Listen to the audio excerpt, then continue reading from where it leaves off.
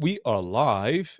Hello, everyone. How are you all doing? Welcome to the PM Therapy Live podcast. I am with a very, very special guest, Fola. So today we're going to be talking about Fola's career journey, and it's going to be more like storytelling. Although Fola is challenging me that I'm going to be in the hot seat, and she's going to also, interview me as well. So we'll see how that goes. All right. So, but before we move further, I would just let Fola introduce herself. So, Fola, please, can you introduce yourself to the people that don't know who you Okay. I'm Fola Alabi, and I call myself a lifelong student of leadership, business, and project management. I've been in this space. It's kind of scary for me to think about it for over 2 decades. I landed my first role as a PM for the Department for Transport pretty much about 20 years ago. And it's been like, I wouldn't say smooth sailing, but it's been a fun ride ever since then. And I've been privileged to work in Africa, in Europe, in North America, and even stuff in the Middle East at the moment as well. But the beauty about all this is the fact that there's so much that ties back to project management. But I am just all about elevating that and helping organizations, leaders, to pretty much become strategic project leaders, where we bring strategic leadership and project management to create value. And that's kind of what I'm actually all about. So I'm super excited to have this conversation. Thank you for having me today. And yeah, we're going to be talking about hopefully Muftah's journey, not mine, because I want to know a little bit more about that. But our goal here pretty much is to leave you way better than you came into this podcast today. So thank you so much for having me. are. Yeah, let's do it. Let's do it. All right. So, what's one thing that people might not know about you from reading your LinkedIn profile, Fola? Okay, one thing that you might not know about me is I I believe I tell people I don't actually have a job. I see all of this as a lifestyle. And so when I think about the work that I do, it's fully integrated. And my kids almost feel that, mommy, like it's like everything's kind of project management, but I talk about it at home. And it's just like cooking, like there's so many ingredients. But as long as it's all about the taste at the end, I I bring it all in and I create the outcome that I want. And so I'm a mom of three. If you don't believe that, you probably may not know that, but I bring in strategic leadership and project management into everything that I do. It's a little bit crazy as well. But yeah, it's so much fun. Hey there, just quickly, are you looking for a PM role? Have you been struggling in this insane, crazy job market? Well, if this sounds like you, we might be able to help you. We've helped lots of people land 100 to 300K PM roles. All you have to do is just click on the link below, answer some questions. And if we see that there's an initial fit, you will be invited to a free 30-minute call where we can further assess your job search goals and challenges. And if we see that we'll be able to help you, we would explain to you how we can do that and what the next steps will be. All right, then, back to the show. Okay, nice. And if you don't mind sharing, how old are your kids? Like, what's the age range? Oh God, listen, they have to wait for my book. You don't want to bring it all out. Like, you want to tell everyone everything? Okay, I'll give a little piece of it. I've got 15 Oh, and I've got 8. No, turned 9 already. My goodness, time has gone. right. And 8, so 9 and 8, yes. Okay, wow. Okay, so they're quite. My kids are. I have two. My first is 10, and my second is 7. Sorry, I always have to do the math. That's why I'm hesitating. Whenever I go to the doctor, they always laugh at me because always have to like do the math. All right, so your kids are pretty grown. So that's interesting. So you have this project management lifestyle, Yes. that sort of infuses your home and everything that you do. So the reason I was asking is because like for me, in my personal life, I tried to switch off. Oh, You no, know, no. yeah, because like so I'm very organized in my like day to day, but I feel like I need an outlet in my Okay. personal life. Like I deliberately, I don't know, maybe I'm doing this subconsciously, but I'm not as organized in my personal life. Like I can be messy, I leave things all up. But in my professional life, I am very like organized, detail oriented. I don't know. For you, it seems like it's not the case, right? No, no, for me though, that's why I say I'd see it. I think about ways and how I could integrate the things that I use in business into my personal life. And that's really what the transformation has been for me. It's that shift. And so when we think about planning, for instance, my daughter is writing her book. It's called The Project Detective. Because we talk about project management. It's like, Mom, like we need to talk about this. So she has like, hopefully she'll be out before the end of the year. And we take project management principles into the world of play. And it's all about, it's going to be a continuous series, and I hope she's going to write it till she gets old and gray. But it's always going to be something that the project detective will have to solve throughout her lifetime. So from challenges at school or stuff at home.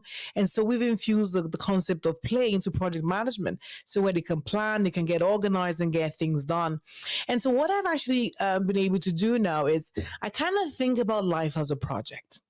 And so I think about, if I want to achieve an outcome, I always need to think about, where exactly am I going? Why am I doing this? Who are my stakeholders? What exactly do I really want to achieve at the end of it? So kind of like the way I think in the workplace. And then I've been able to kind of walk backwards, and I found that this mindset, especially being more inclusive now, because my kids say, "Mom, we are your stakeholders as well." I'm like, "Of course you guys are," but it's like that concept kind of gives me like an outlook of, okay, how can I be better, and how can I actually improve? But this inclusive methodology has helped me also get the kids into understanding and enjoying product environments and strategic leadership. And now, they take it into their work. They're more organized, and we have like whiteboards and stuff at home that Wow. you put like sticky notes. They've got like those flows and all that. Wow. And for me, people might say a little bit too much, but for me, I can see the results. Like my kids are pretty much by default. It just now comes naturally for them, Nice. and I enjoy it because I said I quit a job because I wanted a lifestyle. So Mm. I'm like, how can I really infuse that and make it a lot more fun? So it's not like it's hectic and it's all, Yeah. how can I just make it like part of everything that I do? And that's why I also coach people outside of work, project management, to help create a better, personal life and better relationships as well. So it's pretty much as magical, I feel. That's so interesting, and we might get into this later on, um, but one of the one of the professionals out there that's really afflicted with burnout is the project management profession and the program management profession, right?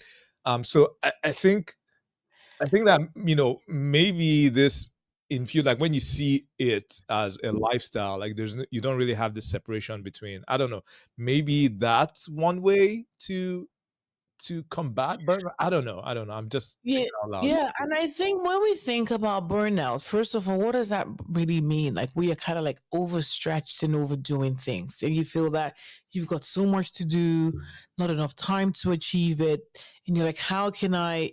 And we're scared of failure. That's pretty much the thing. Like you cannot drop any of the balls. And how I see it is, you need to start thinking about, how can I leverage tools and stuff of people around me to make my life better. A lot of the times we want to wear the superhero cape all the time.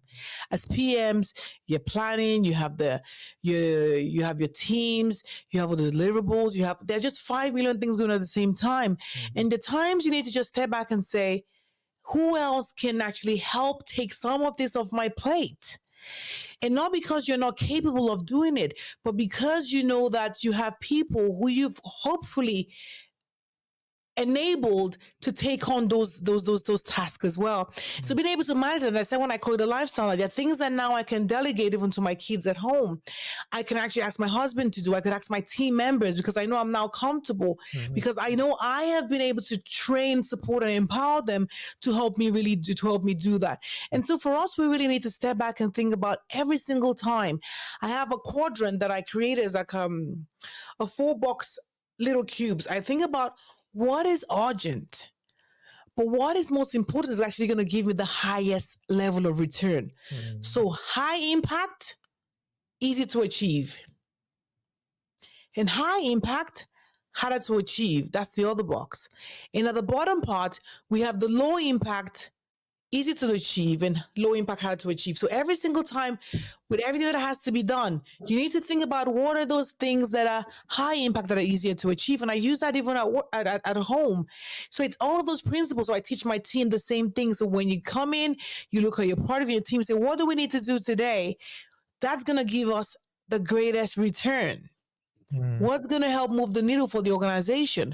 What exactly do we need to be doing as well that will ensure that we get the results and we get it as fast as possible? Because at times when you do those analyses, you may just find out that you've been struggling with the low impact harder to achieve. You never even realized it. Yeah. No, that's so good. And what do you use, like in terms of just being tactical? What do you use for this quadrant? What do you use a tool? Like how do you, you know? No. For me, I just keep it very simple. I have like my notebook. I bring my teams into like pretty much the room and just we do a plot. We look at our plans and say we need to analyze that as a group. We know what needs to be done. We look at the project plan, we look at the deliverables, look at the portfolio, and we kind of say, based on resource capabilities, based on what needs to be done, like you can already tell, we know it's going to impact our business by X, and it's something that we could easily get done. So we can just pretty much create that easy and get it off the chat, and that goes on the priority list.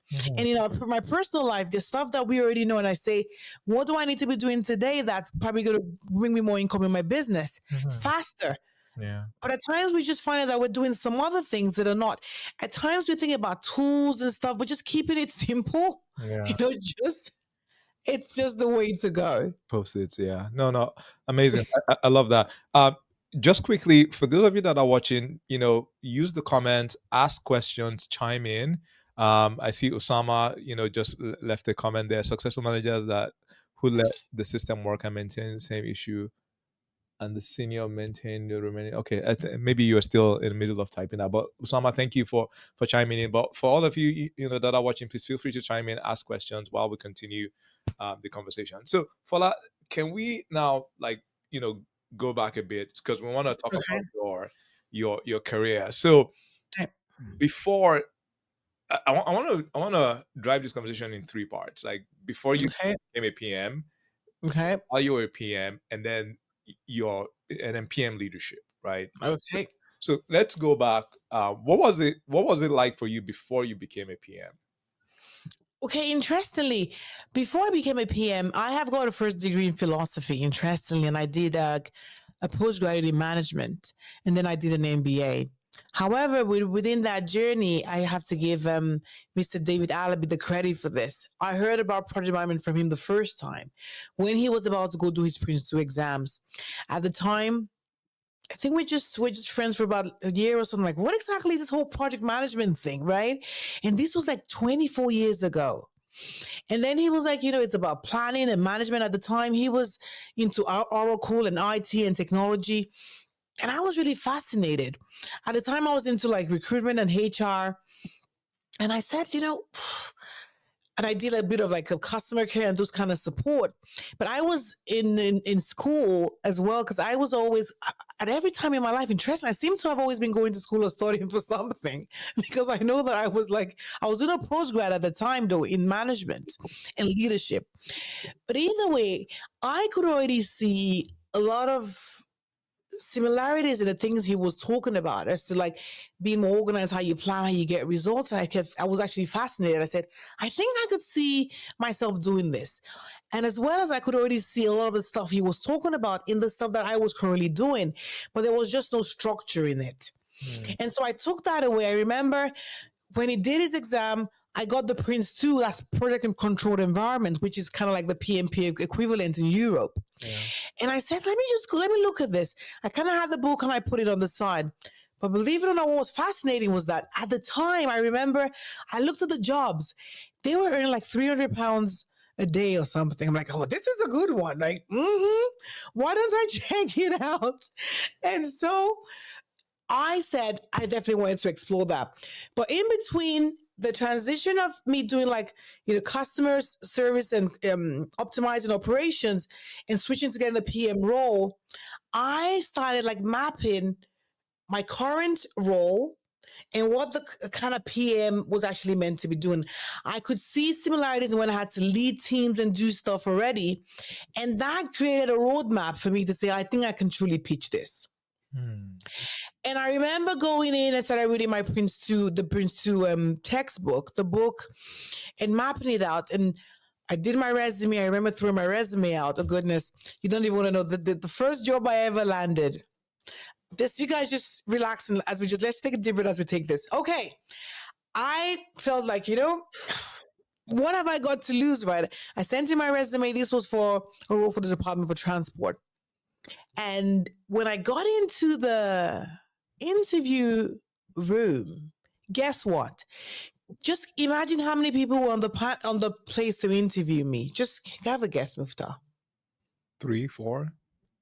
There were 10 people. Oh my goodness. I'm like, for crying out, I'm like, this is just like a project management, right? What is this? Is this like, am I running to become the next CEO or something?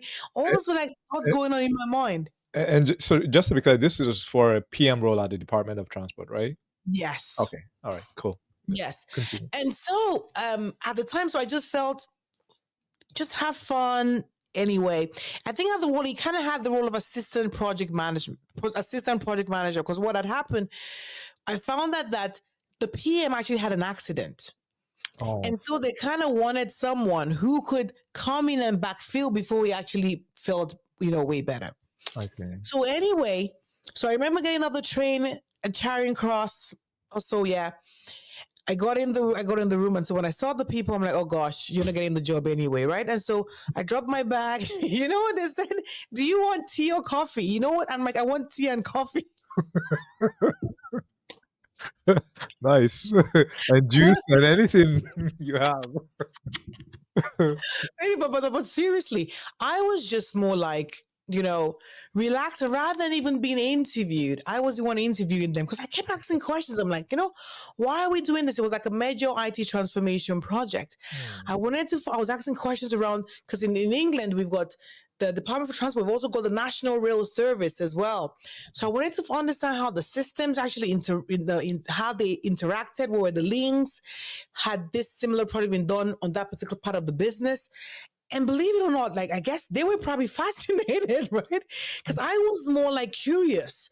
I wanted to know like what methodologies were actually being used, why they were doing that. Mufta, that was the fastest job interview I ever converted into a role. As soon as I finished that interview, before I got off from the place to the train station, the agency had called me to say, Fola, when can you start? Wow. I am telling you. And so when I look back, I could already see the path around me always being curious, always asking those questions that a normal PM never really thinks about. I really wanted to really know, how does this connect with the business decisions? Why are we doing this? I was always one who wanted to know why.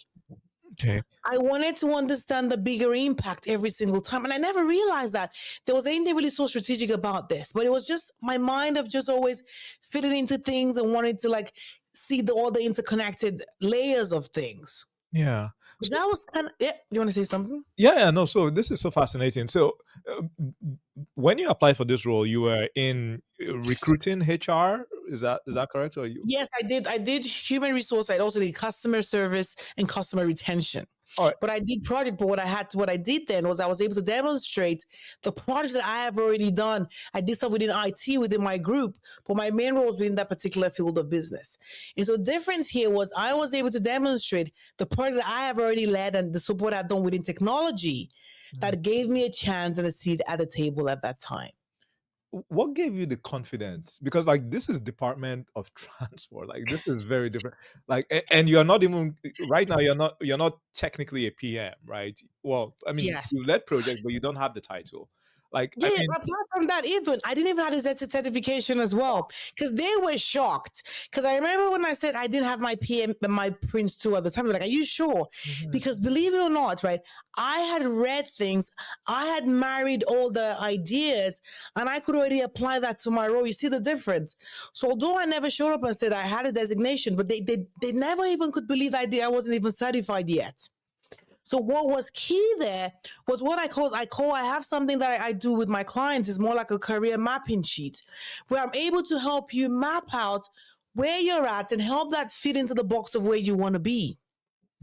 And how you show that you may not have the current title specifically, but these are the things that you've already done that role already entails today. Because don't forget, it's all about demonstratable abilities, right? Yeah. How can you demonstrate that? The only way you can show that is, for instance, you can say, I have never been, for instance, someone who wanted to become like an entrepreneur and said, I have never like run a business before. I'm like, yes, you've never done it. But what are the things, the ideas that you've had to been able to launch? What have you done on your own without anyone? And so when you go into an angel investor, you're going to be like, why should I invest in you the same way? You need to show that the other things that you have done that align to where you want to be. And so you give them that confidence. And that's why I said, I never knew I was ever going to get a job. Wow. I remember other interviews that I had actually already messed up. So don't forget, that wasn't my first interview when I was trying to break in. I remember doing jobs at the banks and all that. And then I'm like, oh, what exactly is going on? But for this particular one that I felt more relaxed, I just said, Fola, just do you and just explain the value that you are capable of bringing. That was the difference. The ones that I felt that, yes, I'm all ready and everything, it never converted into a role. Yeah. But the ones that I just said, just go in and show that you're curious. And then that was it. That was the beginning of, you say happily ever after if you say that. But that was that push. And so I got that role of assistant project manager that gave me, foot in the door. And it's been like a fun ride ever since. Nice. So a couple of things that stood out for me. First of all, just instead of going in there bracing yourself for an interview, it's like you're going in there and even trying to control the narrative and asking questions, like making it more almost like a consultative kind of interview, like asking questions. So that's one thing that stood out for me, and it just sort of, I think it evens the playing field in terms of the power dynamic, right? Because they have a problem, that's why they've invited you, and you are sort of maybe even asking thoughtful questions that maybe they haven't even thought about before, right? That's right. And another thing I want to just say quickly is, and the dynamics there, imagine what I was like 20 years ago. So I don't want to say how old I am right here, but I was young, and the people in the room I'm talking about, we had the senior responsible owner. We're talking about male, we're talking about people like I was really intimidated. And so like, Fola, just enjoy yourself.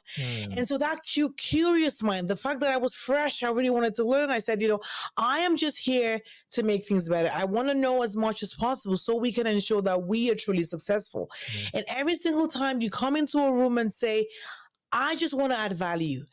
I don't really care about whatever has been done in the past, but whatever is needed to ensure that we are successful, sign me up. Yeah. And that was how I came into that position, from a space of being just a learner, from a space of saying, I'm going to do whatever it takes to ensure that we achieve success. Nice. Love that. And the other thing that stood out for me is when you talked about the career mapping. So you're clear on where you want to go, and then you look at what you've done, and then you now start to identify qualities, from your current or from your past that match where you want to go. So I think that that's also a very useful exercise, and I think that a lot of people that I talk to, many people come and tell me, "Oh, I want to pivot to project management." And a lot of times, when you now like dig further, like they already are project managers, but they just without the title. Like the That's other day, right. I was speaking to somebody, and I was like, so tell me about your project experience. And then she mentioned, I started a business, and then I was a project coordinator here. And then when I looked at her profile, like she was like an operations leader in a top company, and she had like all these diverse experience. I'm like, oh, like this is very relevant experience, right? She led teams. So I think a lot of times people sell themselves short. So I think that exercise would, number one, it will make it crystal clear that you're not pivoting. You're already doing it, but it's just about how you articulate what you've done, right? Yeah. Yeah. And for those who actually listen, I want to give like pretty much $1 million tip here, which you're going to be getting for free. I know he's already about to write. I can see most of us like pen on paper. The piece you need to realize is that when you get into a role, HR is never going to change your title every 2 months when you go and you do something different. So the piece is that when you have your resume, you have your operational title, which is what you get on your contract. But within that resume, you need to be able to divvy up and break up all the different pieces of things the different kind of titles you've actually held. For instance, you may have worked with the CEO on a particular initiative, or maybe you were handpicked to do something. You led that group. So you actually project manage that. And so on your resume, you could have a subsection that says project manager of this particular piece. Mhm. Or you could actually say you were like the senior strategic facilitator for this. You're a strategic advisor here. That's a subtitle, because HR will never change your title every single time, except maybe you have like a major promotion or something happens, you get a new contract. But at times people kind of feel that I never had that title. Yes, you never had it officially, but you did it. And so in your resume, you need to be able to qualify that and have that as a subsection to say, I did this, I had in charge, I did all this other, fancy stuff. And that's where things actually shine. And that's the only way you can also probably ever get the interviews, Yeah. because then the system can actually see that at least you've done something similar. Yeah, no, 100%. I usually like to say there's a difference between your role and your title, right? So your title is what is officially given to you. But, you could be a software support engineer, but you are leading projects, right? So your That's role there is a project manager. So, you don't want to do yourself a disservice by just putting the contractor title. And a lot of times, like, your actual title doesn't, it doesn't quite capture It what you doesn't are. reflect everything. Exactly. So you, Exactly. you want to be smart about that. And not misrepresent, but you also want to be smart about that. So, love that. Love that. So, um, Department of Transport. Now, from Department of Transport, were you a? Do you have my resume? I've done my research. I've done my research. So, did you become? You were an assistant PM. Did you become a PM at the Department of Transport? Yeah. So while I was there, the the PM didn't come back, and so pretty much I kind of just fully got into that actual role and led the project and all that. Yes, and as I said, even within that particular role, I also got to do other things. As I said, I've always been one where I don't know why I love the leadership group. And so when it comes to strategy, I always wanted to know, what else is coming when they go to the House of Commons? Because it was the Department of Transport, right? Things that relate to the government and stuff, I always watch the news, and then I come back to meetings and conferences. I'm like, how does this affect us? So I always had that drive when it comes to leadership and stuff. And so that influence, I gained that easily, just because of maybe, I don't know if maybe it's a philosophy that I did. I never thought I was ever going to use that degree for anything, but kind of always wanted to know why, and diving deep in being that support system kind of gave me that exposure. You're smiling. Times if you gotta go to school, you're like, are you ever gonna? What did I do with that? But now I go back and I say, goodness, that gave me like a solid foundation around critical thinking. Questioning the fundamentals. I never just take things on the surface, right? I want to know why and what could we do different, and how does this, tie into what are the reasoning behind it, psychology as well behind it, which I guess is another, key probably ingredient that's also helped me through my career. Yeah, for sure. Critical thinking is something that I really advocate. Um, and maybe this would be a topic for another day. I was going to ask how your parents let you study philosophy, as No. Nigerians, We as can we Nigerians. can we can unpack that here. Let's just hold that for a little bit. But the thing is, now I realize that it was the foundation. Then I look back, even when I go into currently, I'm doing a doctorate at the moment, and you see, there's a reason why people get a PhD. And it's called a Doctor of Philosophy. It doesn't matter the discipline. There's something about what philosophy gives you in every discipline. Be you a medical doctor, an engineer, whatever. It's something that is like so critical and so important. And so I'm super grateful that I did it. But yes, that's another podcast. And for that one, you're gonna have to pay at least $1 million for you to unpack that. For sure, for sure. So, in this early period of your career, Fola, Yes.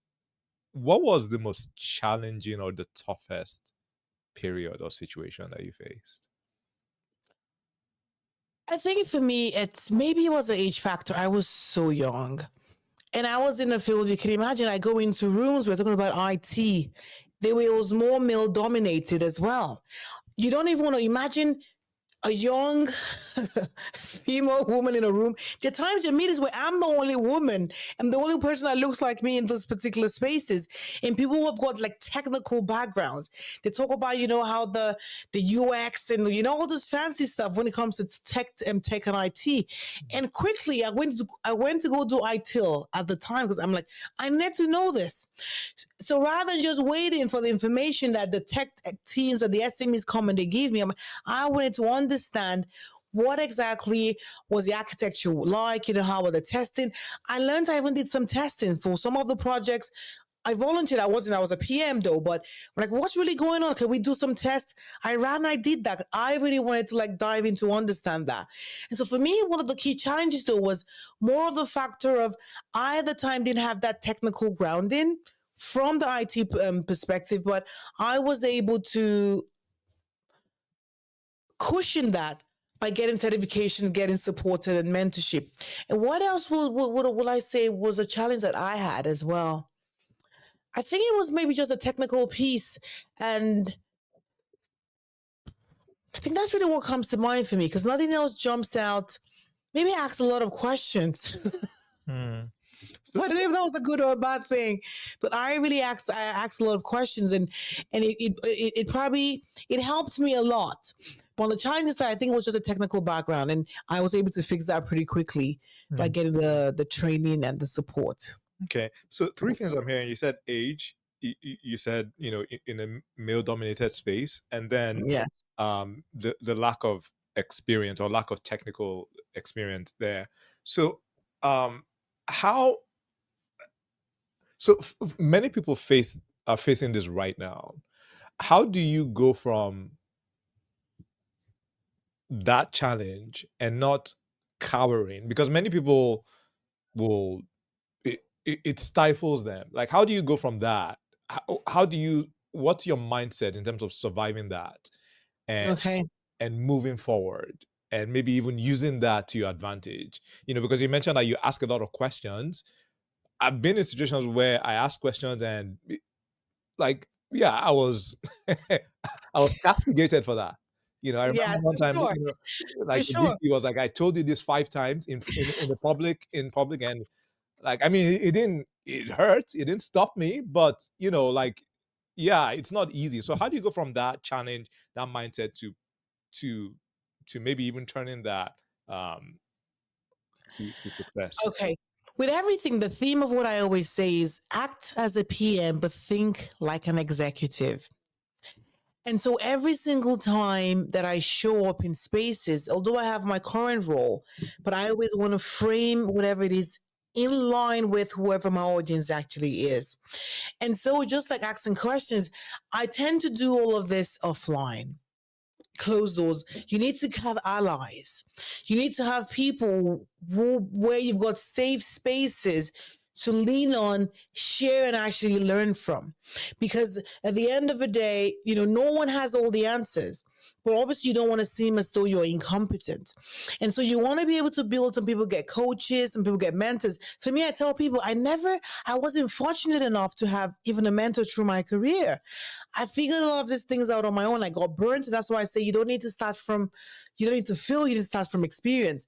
Learn from people who have walked the path and understand, where they failed or where they did things that didn't give them the outcome they wanted. And then you can turn that around and create something better for yourself so you don't make those mistakes. And so turning it around for me was more about a lot of research. I was lucky because I had a PM at home in the household. And so I can come back home and say, oh, gosh, babes, this actually happened. Like, what are your thoughts on this? And then I did like a lot of research, but ensuring that you have people who you can go in and say, gosh, like we were just talking so much gibberish in the office today. Like, what does this truly mean? Or what are the things that are actually unsaid? That's another piece. Because we think about the things that are actually being said, but what are those conversations that have actually been left unsaid? Or why did the VP why was he so quiet during that meeting? What exactly does that truly mean? The cultural piece was what I had to learn.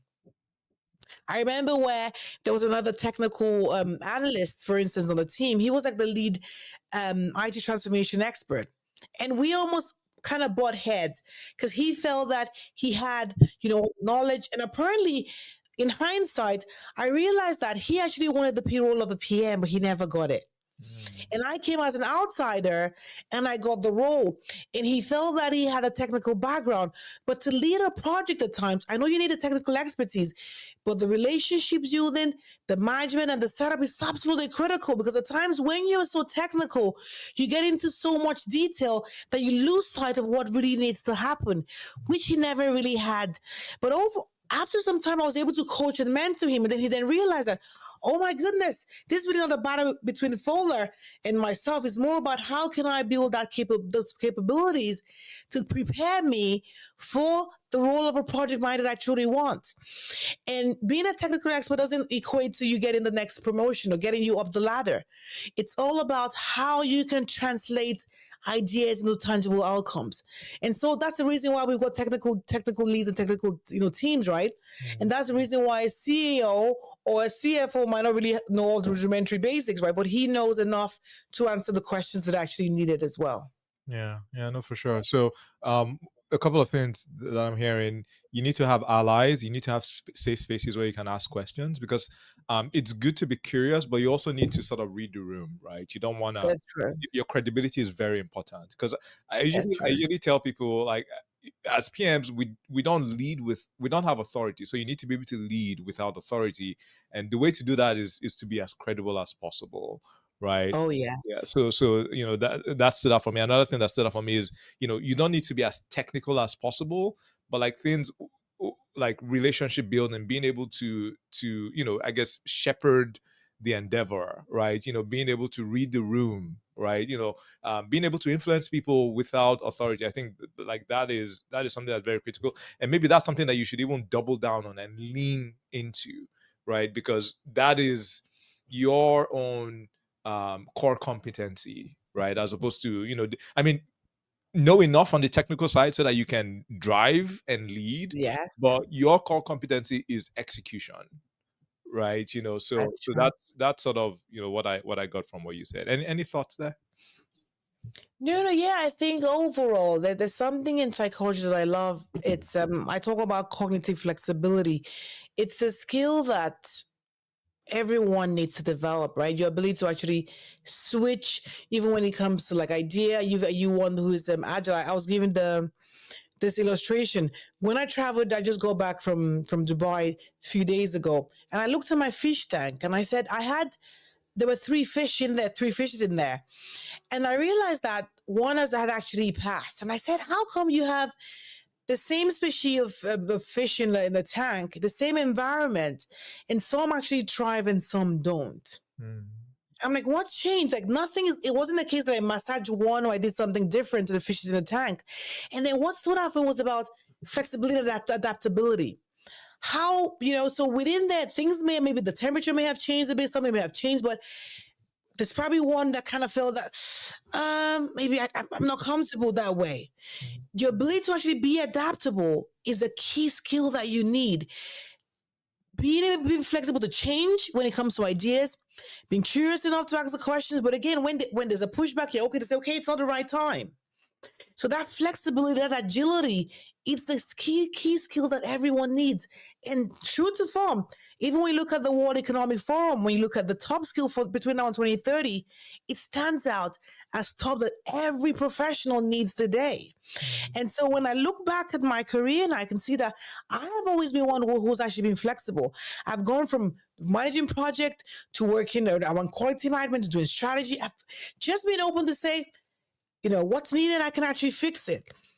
Being flexible, just being seen as a resource that can create value and solve problems. That's exactly what it is. Because I hate people calling themselves project managers, really. Like, it's like, okay, it's a title. But really, what you've been hired for is to solve problems and add value to the organization. yeah. And so if it means that there are times where, you have to get in the more and get your hands dirty a little bit, that's fine. If it means that there's an initiative that probably doesn't even connect to the product, but it has to be done, that's also okay. You are not going to say, that's the job description. And that's exactly what I was brought in to do, right? Yeah. Anything outside of that? I cannot. Success for me has always been just being open minded, being more adaptable, just being, okay to say, we need to fix that. That's okay. Let's do it. Yeah. Yeah, no, for sure, 100%. So speaking of adaptability, so from Department of Transport, you moved to Yep. the New York Stock Exchange, right? Yeah. Okay. And how was that? Like, was that because you went from public sector to, I guess, finance? Yeah. How was The that? switch.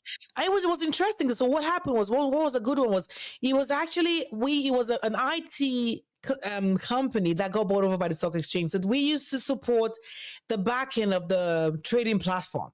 Okay. And so it was also like IT from that perspective. Okay. And so it was kind of like a linear shift. I was actually went into work within the PMO space. And then that IT firm got bought over by the stock exchanges. So we supported the back end. So automatically we became the New York Stock Exchange. And so that created that easy shift for me, but it was within the project space. And it was more about what was it? I'm just trying to think about what was the interesting piece around that time. Well, yeah, it was an IT transformation piece, but the merger, the acquisition was kind of made it easy for me, and that was how I switched into the financial services. Okay. So you went from UK to the US, right? Were you at the US? No, it was in London. We were actually in Oh, the UK oh, I based. see. I see. You are in the Yes, UK. yes, Okay. we were in the UK. Yes, And then from the UK, you moved to Canada. yes. Okay.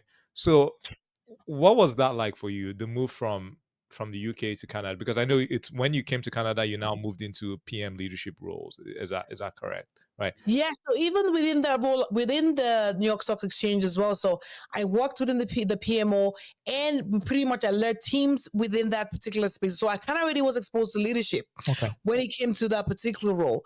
And yes, when I moved to, I kind of when I say I kind of moved, it was kind of like back and forth. You know, when you came in, like I landed here, like do I really want to stay? You kind of go back and forth. And forth. I did that.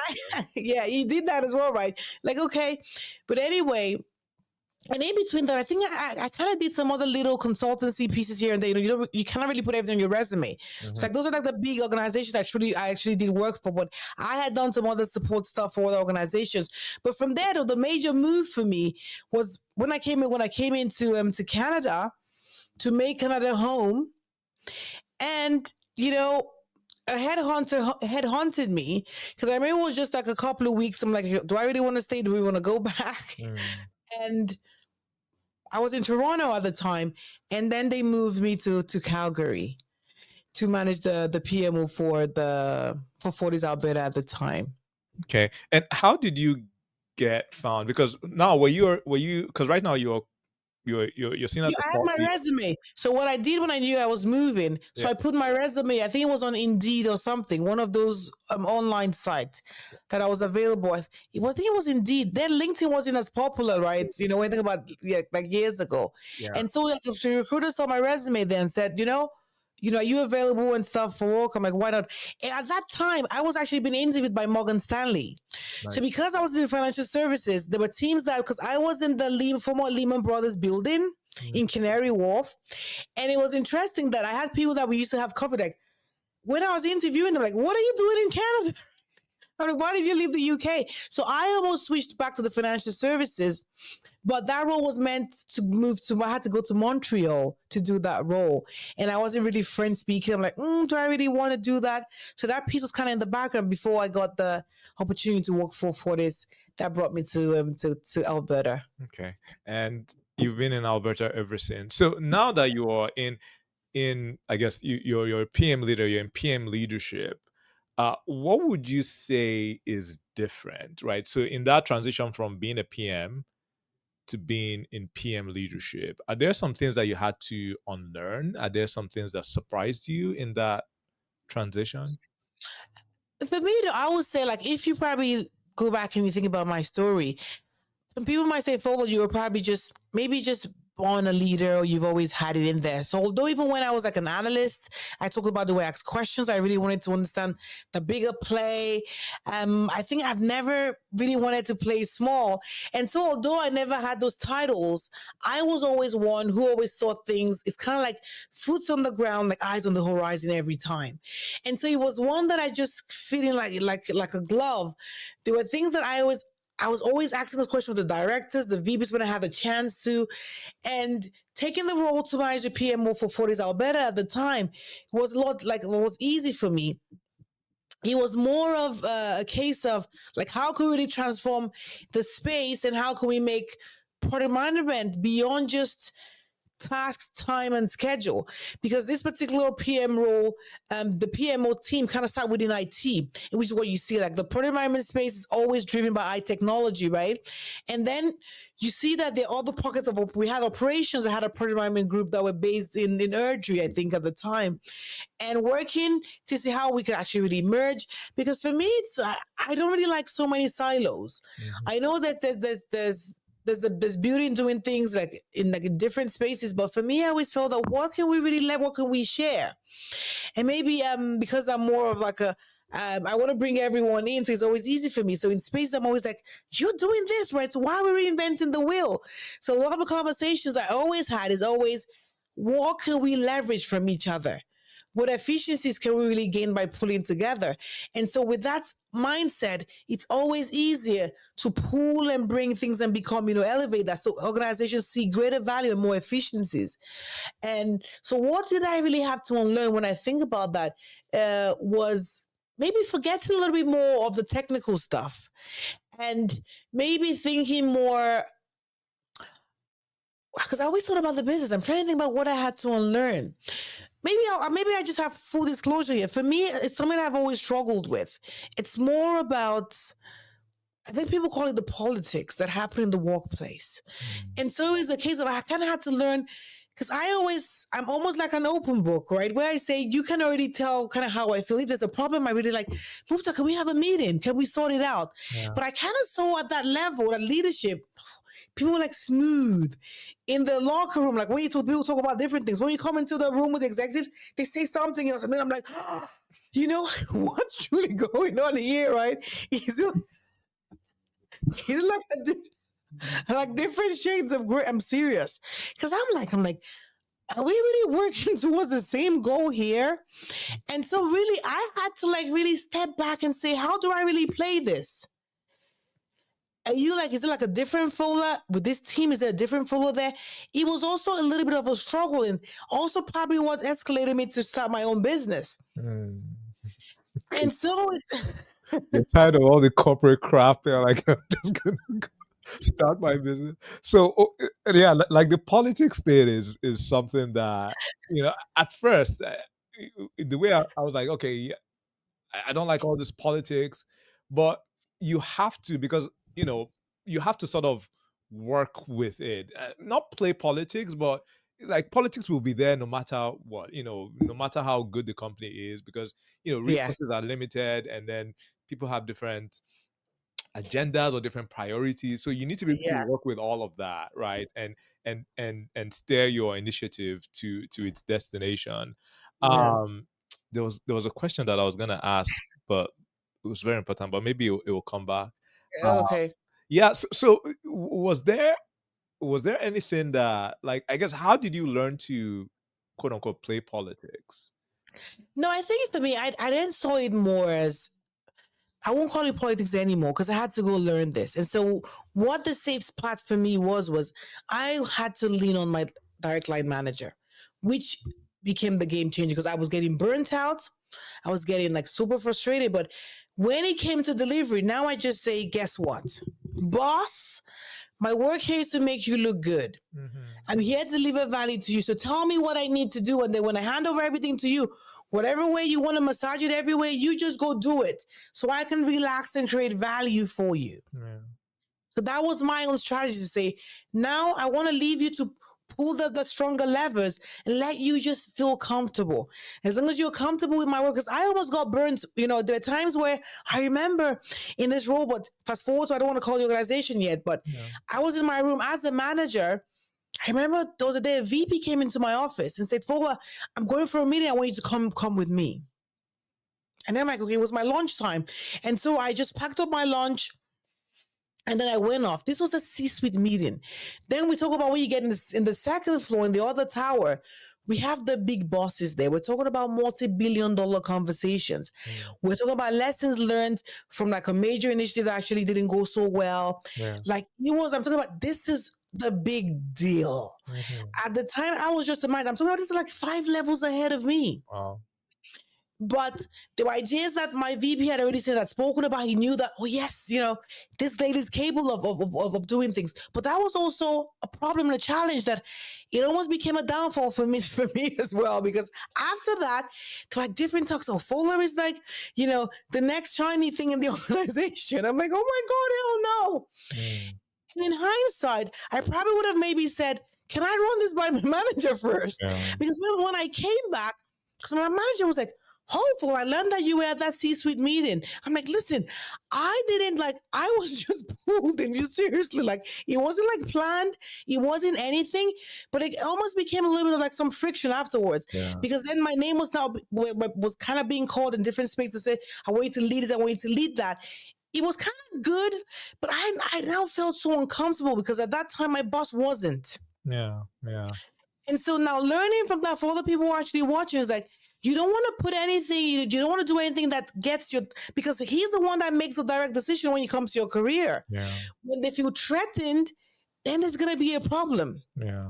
The relationship with your manager is probably one of the most important relationships in your life. Right? Yes. Because you spend most of your life at work, and that relationship has the ability to affect your mental health, which spills over into your personal life. So you want to Yes. make sure that is because Tight. exactly that's good, that's tight, like you have that person's back, you're loyal, right? I mean, Yes.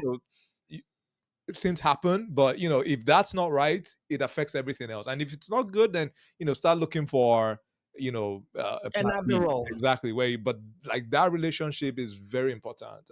I think sometimes we just think, okay, this is work, I'm just gonna, but that Yeah. it's as important as other relationships in your life. Like you want to make sure that's Yes. um That's key.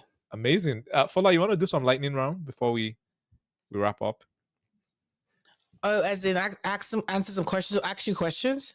Yeah, I will ask you questions, and then whatever comes to mind, you Okay. you good with that?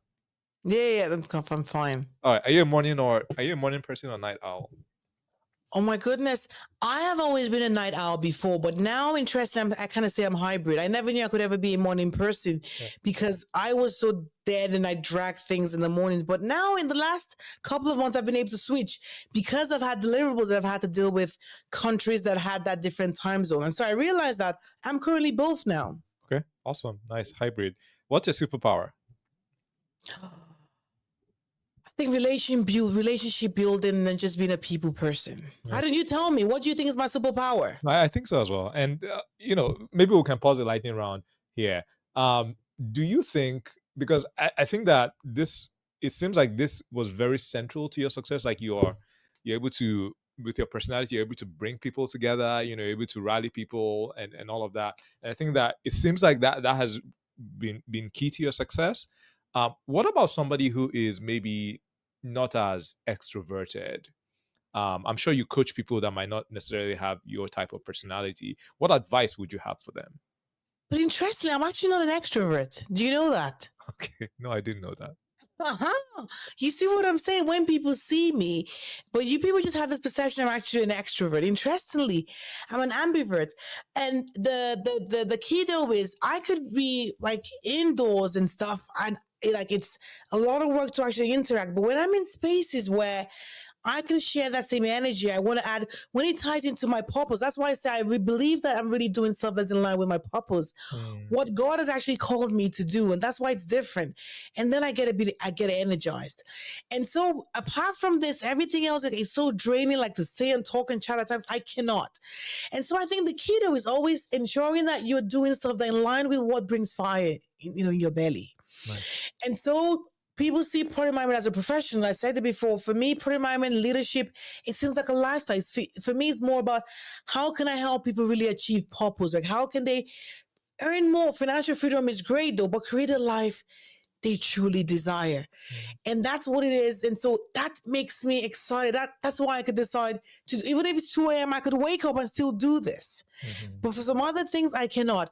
But people who just feel that they're extremely introverted always tie back to what's, again, brings the fire in your belly. So Mm. when you look at all of your work, the things you hate, think about how you can outsource it. I say, whatever are your strengths, like you might say, I'm one that maybe I'm good as analyzing information and data. So let that be what speaks for you and interact based on that piece and say, I have this information, is what the information is about, and let that be what you use as a forefront to get people together, because you know that's where you are comfortable in. But don't go in and say, I'm an introvert, I'm a PM, I want to go do a public speaking talk. You're going to kill yourself. Yeah. But connect around the specific things that you know still lights you up. Mm. So that way it's easier for you to lean into that, because you're never going to realize how comfortable you are going to feel, because you know you're doing something that you are just so grounded in. Yeah. Yeah. Double down on your strengths. Love that. Yes, yes. What's the worst PM advice you've ever received? Oh, as a PM, you need to focus on the triple constraints alone. That seems like in the 18th century. I don't know. Like when I hear triple constraint, like sometimes like that triggers me, But yeah, no, nice one. And believe it or not, I have still, even up until like recently, someone says, oh, you're making project management impossible, right? I'm like, how come an accountant can be an accountant when they get out of school and they've got a path to become the chief financial officer? Hmm. Why? They just are looking at the balance sheet or just doing the profit and loss. They elevate and say, what is EBITDA, right? How do we connect? They're looking a little bit high. They're connecting to what executives actually care about. And how are we going to ever create a path for product planning professionals to have a seat at the table? Hmm. They need to see a part on how they can connect back to strategy. And that's the only way. And there's also nothing wrong with saying that I want to just start as a PM and stay a PM. That's okay. But you should also be comfortable to also just stay earning $120,000. Mm-hmm. But if you feel you want to get the nicer cars, you want to get a bigger life, whatever your goals are, this, you know what I mean? Then you need to say, what do I need to do differently to create that path for success? Yeah. No, all said. All said. What's the most interesting project you've ever managed? I've managed so many. The most interesting one, yeah, I would say there was one particular. It was one where we brought in. We had to create a full system integration when it came to IT, but we also had to create a project management method and setup for the entire organization. So at the time we had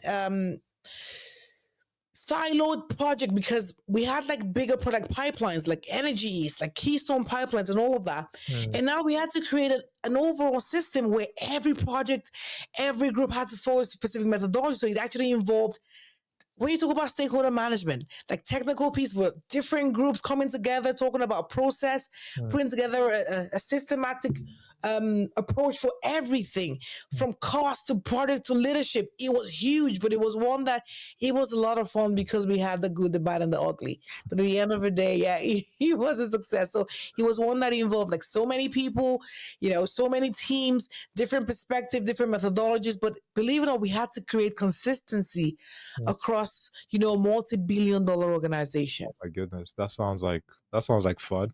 All right, what's your biggest pet peeve in meetings?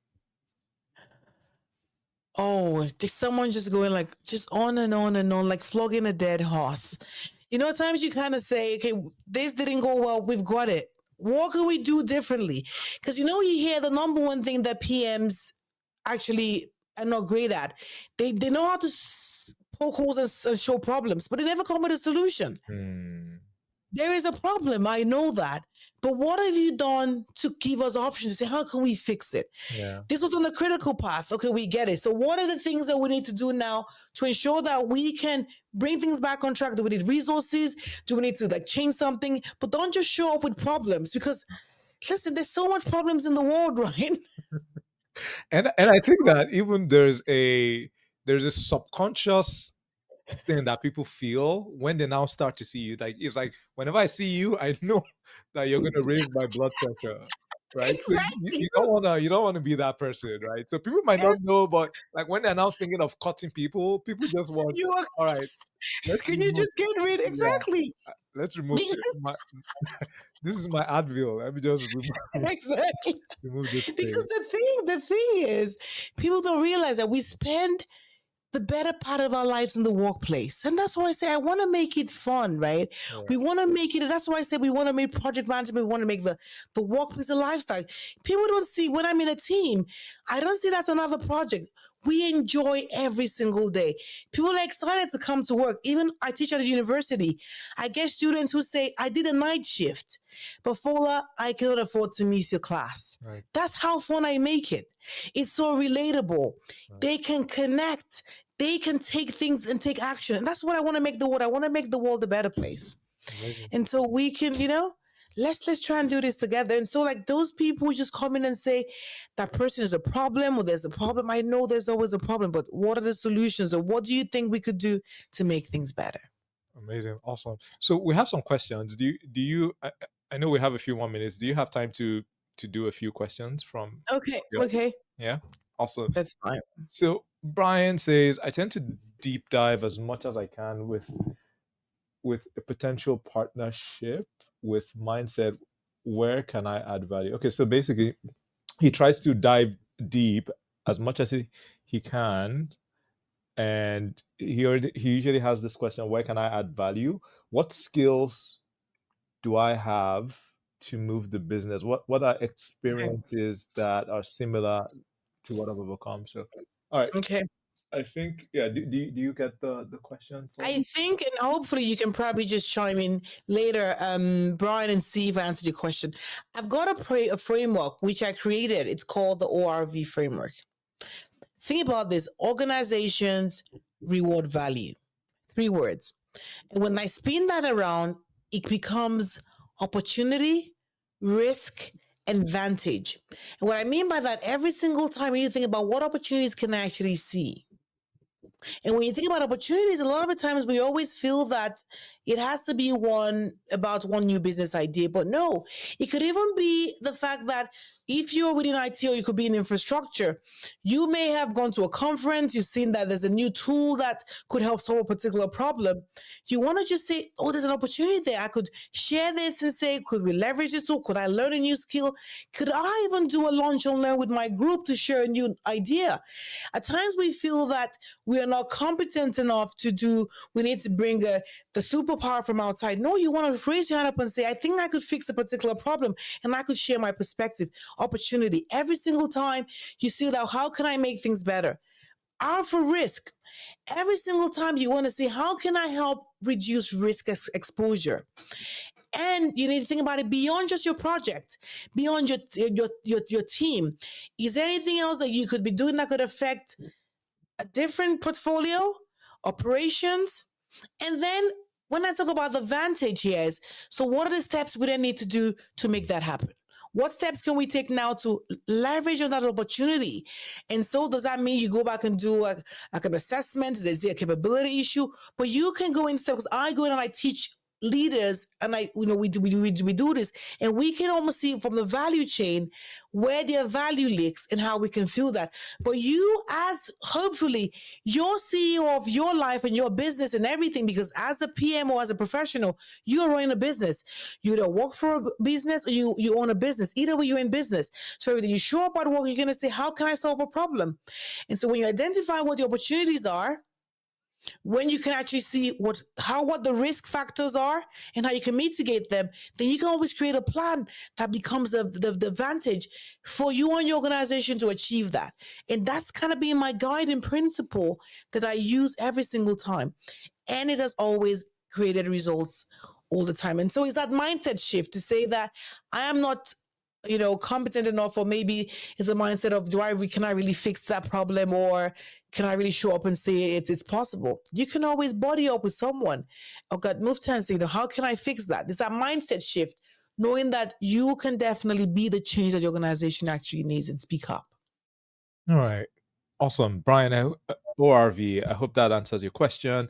Osama says, um, we must be in a good environment and, I guess be good at communication to help manage issues that arise. Nice. Okay, so that's more of a comment than a question. Thank you, Osama, for chiming in. And Robin says, Fola, I would love half an hour with you. So, Fola, that will be up to you. Robin Clayton, you can sync up with Fola afterwards. And Militia says, yes, the chief project officer role will become the mainstay. All right. As we show value through leadership strategy and PM excellence. What do you think about this? Because you didn't quite mention the chief product project officer role, but what are your thoughts about Yeah. this role? For me, though, I have a slightly different perspective. Fine, it's people call it the chief product officer, but I feel that we need to be connected to more of the chief strategy officer because projects every single time always seem really temporary. And within organizations that kind of projectize, like I have worked in organizations where we have multi-billion-dollar projects for sure. You need a chief product officer because he's kind of the PM.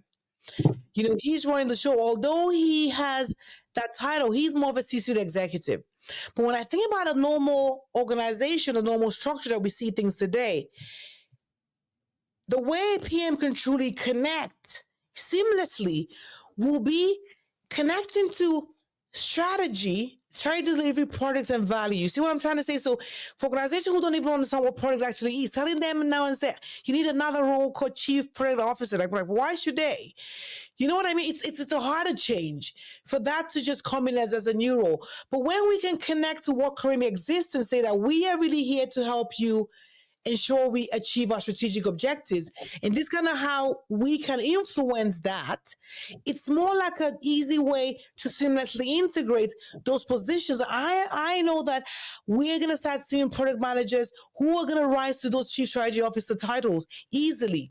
And that's why I pretty much created strategic project leaders as an organization, creating those competence where they begin to understand strategic intent, they can execute on it, and they can actually create value. So it's just a direct link that seamlessly links you to the C-suite. That's such a good point because I think that's been one of our big problems with the PM. Is like a lot of times you just plateau. Like people don't know how to move past, Break. right? So for product managers, they have a line all the way until the C-suite, the chief product, marketing all the way until the C-suite, account, Yes. finance, everybody. But project is like, where do you just plateau. But at the end of the day, Because let me just say something quickly. Sorry to call you because the word project already seems temporary. yeah, You see what I mean? yeah, And so because it's already a temporary outlook when you look at project, hmm, they kind of say, so why do we need you up there? You're going to exactly, just come deliver a piece of work and leave. yeah, But until we start changing the narrative around, this is so critical for us to help shape what happens before he becomes a project so we get it right better. yeah, So we increase the project success rate. yeah. And that's why we're trying to create a new level of competence that ties back to shaping strategy. Mhm. Because the strategy of an organization is one that feeds right into the projects. You see what I'm saying? Yeah, yeah, and I think that's why I usually like to say, okay, our core competency as project managers program is executing on strategy because strategy will always be there, and that's what leadership cares about. But how do you execute, strategy? So, but what I'm also hearing you say, there is shaping strategy, and then there's executing That's strategy. right. So, That's right. are we doing both as the The thing is, so pretty much the main ethos of my doctorate research is I want to explore what executive and project leadership strategic collaboration in strategy design will actually look like. So I'm putting it out to say, will we be able to increase project success if hopefully we have maybe leadership people in the PMO being part of the decision making when it comes to, are we going to new markets? Why are we, what direction are we taking? Because that way you understand the reasoning behind the project, and that can easily be cascaded. Because at the times where I have worked with PMs who pretty much knew that the project was already doomed to fail from the start. yeah, yeah. Technology has actually shifted, or organizational direction has shifted as well. But before that information gets cascaded, we have sunk in millions and millions of dollars. Yeah. But think about the fact that if we had insight, PMs had insight into why or the reasoning behind the product. I'll give you an example. Imagine a company that has decided to go in a direction to increase revenue, but how do they want to do that? They want to become the next technology, whatever. They want to beat Apple. Let's put it that way. And then they're developing a new software to make that happen. And then with AI, right? Someone else releases a new technology that maybe as when I went to AWS Summit in Dubai, they were talking about quantum now.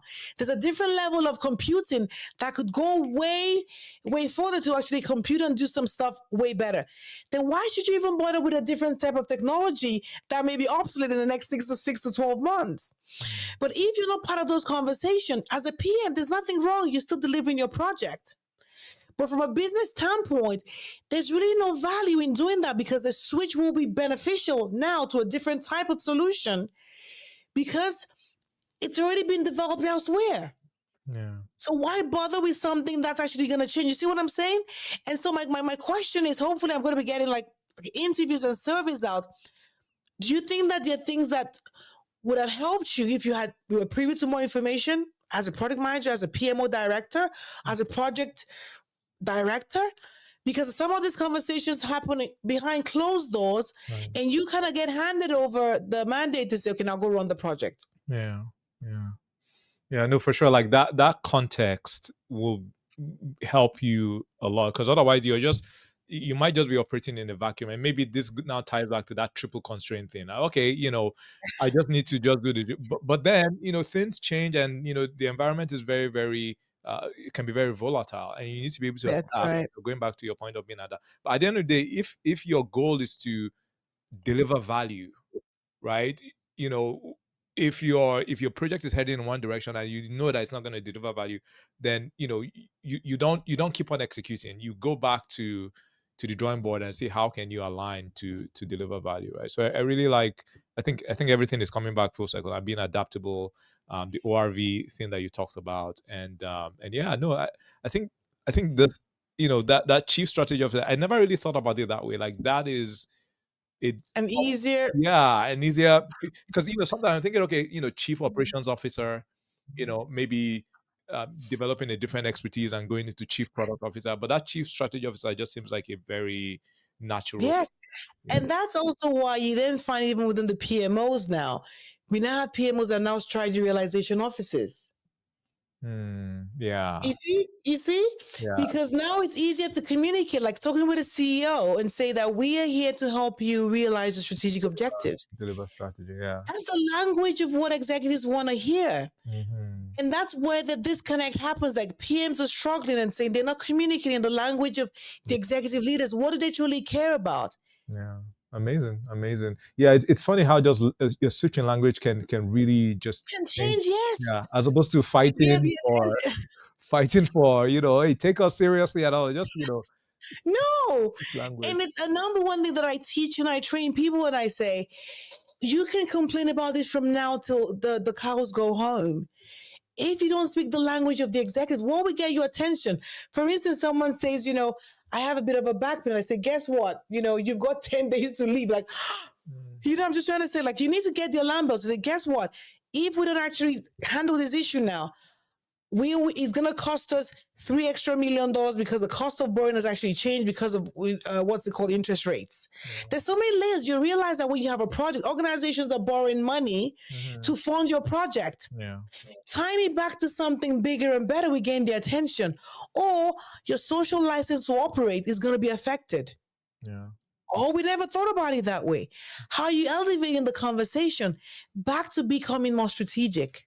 yeah, for sure. Sure. Amazing. Good conversation. Fola, so if people want to reach out to you, how can they get in touch with you? Okay. You can actually get me everywhere. FolaAlabi.com on my website, on LinkedIn, Fola F. Alabi as well across those social media platforms. Say hi and let me know that you're on the podcast. But I think it's going to be a disservice. I know I did a post and I said I wanted to share 5 secrets, right? Okay. I know we kind of walked through some things before we go, and I want to ensure that I leave that. We've heard so much through my journey, but there's some things that I thought about, and I took some notes and I said, you need to know this. Because the one thing is, Strategy outweighs skill every time. Strategy. And what I mean by that is when you speak back to the language of executives, like speak the executives' language. When you do that, you're able to reduce risk. You're going to have upside potential. You have resource leverage. So strategy is one. The key was about decision making. The way we think, the way leaders think, it's all about the bigger picture. So when you're having conversation, ensure that one, you elevate your talk to connect back to what executives actually really care about. Do not let the power of status quo hold you back. There's something about being comfortable. Like I tell people, I could have just been a normal PM or normal PMO leader and in my six figures. I was okay. I had a team, I had a great life. But stepping out of your comfort zone is where every success that you've ever thought about actually lies. That's number two. Number three is about execution is actually overvalued until you actually own it. And what do I mean by that? Ownership triggers a cognitive bias known as endowment effect in psychology. So when you want to get buy-in, when I spoke about ensuring that your manager is comfortable, when they own something, they're able to lead, they're able to shield you from all the bullets that are actually going to keep coming. There's something called endowment effect. Go do some research about that, where when you own something, there's the way you actually protect it. So when you've got ideas, when you've got stuff, make sure it's okay to hand it over. The people in leadership, share it and let them own it. When they own that, they become change advocates for you, and they are able to help clear the path for you to become more successful. Build your influence. Influence is way greater than actually intelligence, because obviously you're going to have the fundamental skills. You've gone to university, you've got the technical experience, but how do you build influence? Influence works because of the way the brain actually works, right? The human mind is wired to respond to confidence. When they see that and they know that you've gotten results, you've gotten things done, they are more open to listen to you even more, right? When you show up with strategic clarity, the brain actually mirrors that conviction. They know that, yes, I want to get things, I want to be connected to that particular person. So before you go into meetings, you want to be able to do your research, get the information, be prepared.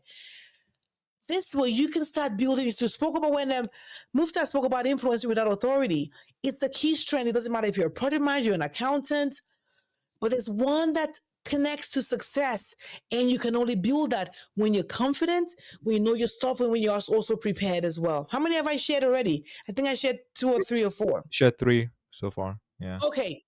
Another piece around thought leadership. Some people kind of say, I want to move up in my career, but I don't want to become an influencer. No, it's not about going online and showing up, but being a thought leader around your space. Most people see you as someone who has got authority or someone who's capable of going to the next level. I always love, we talk about interviews. Interviews are more like demonstrable abilities, right? You want an next role to become the vice president, but you don't have a title yet. But how can you still show that you have the capability of doing that? Have you shared stuff that reflects that capability? Maybe online, maybe within the team, or maybe showing up to say, I want to lead a workshop, I want to do a little training. You want to build a level of thought leadership within your organization, outside the organization, because your career is one that you design, and you can only navigate that by creating the perception of where you really want to get to and building that. And I think I'll wrap, because I know we're pretty much out of time. One that I tell a lot of people is about, I said before, act as a PM, but think like an entrepreneur. Think like an executive. You don't need to quit your job to actually become an entrepreneur. No. Always asking those questions. Always thinking about, if this were actually my own organization, what would I want from it? What will I do differently? How will I show up? And so that way, it's no longer a case of I'm just being paid to do the job. That's okay. But what about if everything was actually down to you, and it had your name on it? What kind of decisions will it actually make? And how would you provide the right information for the decisions to actually be made as well? So always think that way. Act as a PM, but always think like an executive. what would they really care about? And I think that's all. If you want more connect with me, I've got an actual resource I've created just because of this podcast that covers 10 key skills that you need that you can never get in any textbook that can help you accelerate your career beyond your wildest imagination. Thank you so much for having me. So Yeah. connect, Fola Alabi, and let's continue the conversation. Amazing, amazing. That was good. So yeah, please collect with Fola. Get not only the 5 things that she talked about, but extra 5 things to help you in your career. This was fun. We should do this again, Fola, if you choose to come back. But maybe next time you can put me on the hot seat. I feel like you can Yeah, put yeah. me on the hot seat. Yeah. I know you were really talking though. I really want to ask probably one question for you though. You've kind of navigated and actually done the different lots of career switches. What has been the most challenging product you've actually worked on? The most challenging project?